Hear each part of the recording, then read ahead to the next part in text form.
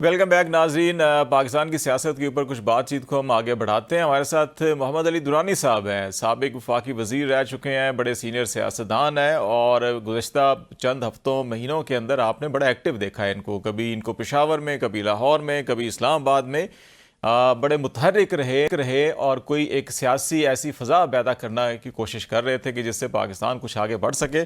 تو موجودہ سیاسی صورتحال اور کیسے نکلا جا سکتا ہے سارے بحران کے اندر سے، اور آگے حل کیا ہو سکتا ہے، اس پہ ہم بات کریں گے۔ درانی صاحب، بہت شکریہ ٹائم دینے کا۔ یہ بتائیں کہ آپ کی یہ ساری کاوشیں کوئی نظر آ رہا ہے رنگ لا رہی ہیں، نہیں رنگ لا رہی، یا خواجہ آصف صاحب جیسے آج کہہ رہے ہیں کہ جناب کوئی نہیں، مذاکرات بس یہ بیٹھکیں ہو رہی ہیں، کچھ مذاکرات تو ہوتے ہوئے نظر نہیں آ رہے، نہ معاملات آگے بڑھتے ہوئے نظر آ رہے ہیں، تو آپ کو کیا نظر آ رہا ہے؟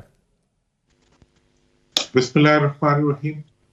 جہاں تک سوال ہے میرا، میں تو پچھلے ایک سال سے مسلسل مفاہمت کی کوششوں میں لگا ہوا ہوں، اور میں سمجھتا ہوں کہ مفاہمت آج خود ہے پاکستان کو، اور پاکستان کی جو معیشت ہے، پاکستان کی جو سیاست ہے، پاکستان کا استحکام جو ہے، وہ یقینی طور پہ مفاہمت چاہتا ہے۔ مذاکرات جو ہوتے ہیں وہ مفاہمت کا نعم البدل نہیں ہوتے، مذاکرات تو ایک مینس ہوتے ہیں، ذریعہ ہوتے ہیں مفاہمت کا۔ اور اس وقت جو مذاکرات ہو رہے ہیں، میں سمجھتا ہوں کہ اس میں خواجہ صاحب نے جو بات کی ہے وہ کافی حد تک درست ہے، کیونکہ یہ مذاکرات ان پلیئرز کے پلیئرز ہیں ہی نہیں، ٹھیک ہے نا جی۔ حکومت کا جہاں تک تعلق ہے، حکومت تو خود کہتی ہے کہ جی ہم ہائیبریڈ حکومت ہیں، ٹھیک ہے نا جی۔ تو ہائیبریڈ حکومت ہے جب، تو پھر اس بات کرنے ہیں۔ اسی طرح جہاں تک سوال ہے پی ٹی آئی کا، تو پی ٹی آئی کی اگر مذاکرات کرنے ہیں تو پی ٹی آئی کی لیڈرشپ سے ہونے چاہیے، جو کہ جیل میں ہے اور پاکستان میں ہے، کوئی وہ کسی غیر ملک میں نہیں ہے، اپنے قریب، مطلب پشاور سے قریب جو ہے ڈیالہ میں پی ٹی آئی کی لیڈرشپ موجود ہے، کیوں نہیں ہو سکتا؟ تو میں یہ سمجھتا ہوں اس ساری سچویشن میں کہ اس وقت اگر سیریسلی مذاکرات کرنے تو اس کا ایک ہی طریقہ ہے، اور وہ یہ ہے کہ ایپیکس کمیٹی جو ہے وہ مذاکرات کی اپروول دے، اور ایپیکس کمیٹی کی اجازت سے یہ مذاکرات شروع ہو، اور اس میں وزیر اعظم خود حصہ بنے، اور اسی طرح اپوزیشن کی پارٹی ہے اس کی لیڈرشپ جو ہے ان کو انوائٹ کیا جائے، اور وہ ایشوز کو ریزالو۔ اس وقت جو ہے نا یہ گڈی گڈے کا کھیل ہو رہا ہے، وہ جی لکھ کے دیں، وہ جی نہیں ہاتھ سے لکھ کے دیں، اردو میں لکھ کے دیں، انگلش میں لکھ کے دیں، اور بھئی کھلی کچہری ہو رہی ہے، یہ مذاکرات ہو رہے ہیں۔ درانی صاحب، جو اصل پاکستان میں طاقت کے مراکز جن کو سمجھا جاتا ہے، پریکٹیکلی تو عوام ہونا چاہیے جو اندر، اور پارلیمان کو ہونا چاہیے، لیکن جن کو سمجھا جاتا ہے، آپ سمجھتے ہیں کہ سارے پروسیس کے اندر جو حقیقی سٹیک ہولڈرز ہیں وہ آن بورڈ ہیں، یا صرف بس یہ جیسے آپ کہہ رہے ہیں گڈی گڈی کا کھیل ہو رہا ہے، بس یہ دکھاوے کے لیے سب کچھ چل رہا ہے؟ دیکھیں، میں یہ سمجھتا ہوں کہ دیکھیں اس وقت جو حکومت ہے نا، حکومت کا ایک تو سیاسی ونگ ہے، جو کہ سیاسی لوگ ہیں جو غیر منتخب ہونے کے باوجود منتخب ہو کر آ گئے ہیں یا انہیں منتخب کرا دیا گیا ہے، وہ جو ہے وہ کسی قسم کا نہ سیاسی لوڈ اٹھا پا رہے ہیں، نہ انتظامی لوڈ اٹھا پا رہے ہیں، نہ اچھی گورننس دے پا رہے ہیں، نہ وہ عوام کی امیدوں پہ پورا اترنا پا رہے ہیں۔ دوسری طرف عسکری ونگ ہے، عسکری ونگ جو ہے اس نے اپنا پورا لوڈ اٹھایا ہوا ہے ہائیبرڈ سسٹم کے اندر جتنا وہ اٹھا سکتے ہیں۔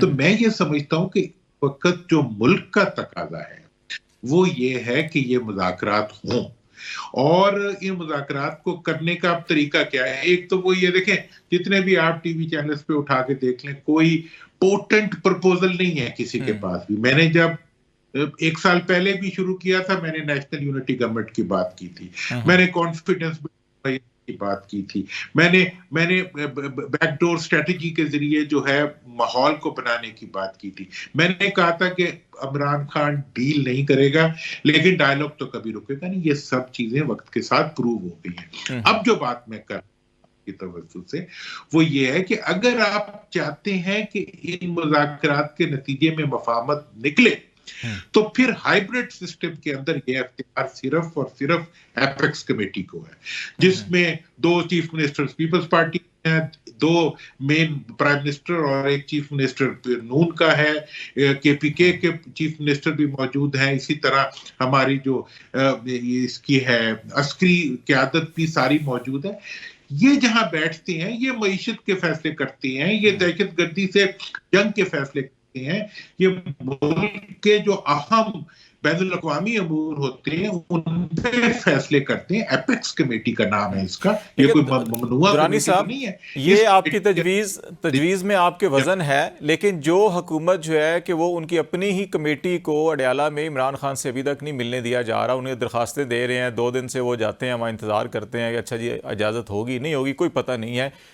उसमें उस मामले में इमरान खान को अडयाला जेल से उस एपेक्स कमेटी में लाना या एपेक्स कमेटी का अडयाला जेल में जाना, फिर तो हमारी नाक कट जाएगी ना। हमारी अनाएं बहुत बड़ी हैं कि जनाब हो हम क्यों किसी से मिलें, हम उससे मिलें जो जेल में है, या उससे मिलें जो फसादी है, उससे मिलें जो इंतशारी है, तो वो मसाइल भी तो है ना हमारे। देखिए, हम ये मसाइल तो सबके होंगे, लेकिन मैं ये नहीं कह रहा कि एपेक्स कमेटी जेल में चली जाए। मैं कह रहा हूं कि जो आपने मुज़ाकरात का एक मजाक इस वक्त कर रहे हैं, ये मजाक ना करें। मुज़ाकरात अगर आपने करने हैं तो इसकी अप्रूवल उस जगह से लें जिस जगह पे अख्तियार है, सही, और वो है वहीं। देखिए ना, आप दहशत इस वक्त क्या आपके चैलेंज है, दहशतगर्दी का। और फिर एक और बात है, एक और बहुत बड़ा चैलेंज आपके सामने सर उठा के खड़ा हुआ है, वो इंटरनेशनल प्रेशर का है। पूरी दुनिया में इस वक्त कोई जमहूरी मुल्क ऐसा नहीं है जिसके अंदर अपोजिशन लीडर जेल में हो और अपोजिशन की सबसे बड़ी पार्टी की मेन क़यादत को जेल में रखा गया हो और सैकड़ों और हजारों लोग उनके जेलों में गल सड़ रहे हो। मतलब ये सिचुएशन जो है ये हमारे लिए एक ह्यूमन राइट्स का चैलेंज बना रही है। यूरोप के अंदर से हमें बहुत से ट्रेड रिलेटेड चैलेंजेस नजर आ रहे हैं। अमेरिकन नई गवर्नमेंट जो है उससे हुकूमत खुद डरी हुई है। मतलब अगर हुकूमत ने ये जो मुलाकात शुरू की है, मैं नहीं समझता कि ये किसी मकसद के लिए की है, ये उन्होंने फियर को ओवरकम करने के लिए की। जो वो ये समझ किसी वक्त भी हमें अमेरिका से, यूरोप से, किसी और मुल्क से ये दबाव ना आ जाए कि आप लोग ह्यूमन राइट की वायलेशन करें, तो आप जो है इसमें वो उन्होंने अपने लिए एक तंग गली ढूंढी है जिसके जरिए जब कभी कोई बेइज्जती का प्रोग्राम बनना पड़े तो उसमें से निकल सके। तो मैं ये समझता हूं कि इस वक्त की जो हुकूमत है, जितनी कितनी हुकूमत है, वो आपको भी पता है, मैं ऐसी हाइब्रिड सिस्टम्स के हक नहीं हूं, मैं एक जमहूरी हुकूमत चाहता हूं, आइन के मुताबिक चाहता हूं, लेकिन हकीकत तो है ना जो इस वक्त है। सही है। दुरानी साहब, एक चीज बताएं, अभी आपने कहा कि तंग गली ढूंढी है, आपको लगता है कि तंग गली इस वक्त हालात जो हैं या ये बंद गली में हालात जा चुके हैं?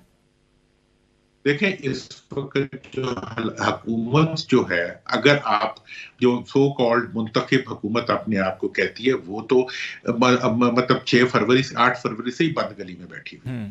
मतलब उनके आगे आने का अगर कोई रास्ता था तो वो अदालतें थी, उन्होंने उसके अंदर भी बम मार के उसको भी बंद कर दिया। मतलब यह है कि 26वीं आईनी तरमीम के जरिए उन्होंने अपने बाइज्जत एग्जिट के इस रास्ते को भी बंद कर दिया। इसके बारे में मैंने हमेशा कहा था कि आप जो फॉर्म 47 से 45 का सफर अदालतों के जरिए तय कर सकते हैं, और सबने उसको बाइज्जत समझना था।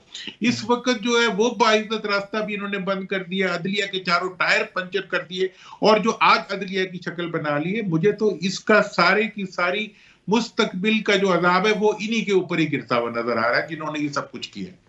तो लिहाजा इस वक्त सियासी वेट, ये एक डेड वेट बन चुके हैं। हुकूमत जो है इस वक्त इससे डेड पॉलिटिकल वेट, और ये मैं आपको बता कि ये जो डेड वेट होता है ना, इसको कोई अपने कंधे पे नहीं उठा सकता।